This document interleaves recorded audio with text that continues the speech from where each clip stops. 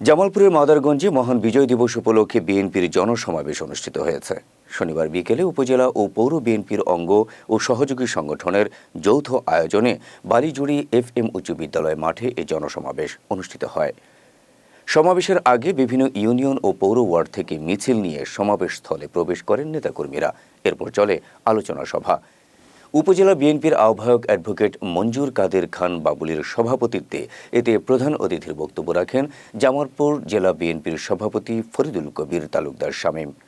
উপজেলা বিএনপির যুগ্ম আহ্বায়ক মিজানুর রহমান রতনের সঞ্চালনায় বিশেষ অতিথির বক্তব্য রাখেন কেন্দ্রীয় বিএনপির সহ জলবায়ু পরিবর্তন বিষয়ক সম্পাদক মুস্তাফিজুর রহমান বাবুল, উপজেলা বিএনপির সাবেক সভাপতি মোহাম্মদ ফাইজুল ইসলাম লাঞ্জু, সাবেক সভাপতি শাহজাহান আলী বিকম, উপজেলা বিএনপির সিনিয়র যুগ্ম আহ্বায়ক আব্দুল মান্নান সহ আরও অনেকে। এ সময় উপজেলা, পৌর, ইউনিয়ন ও ওয়ার্ড বিএনপির অঙ্গ ও সহযোগী সংগঠনের নেতৃবৃন্দ উপস্থিত ছিলেন।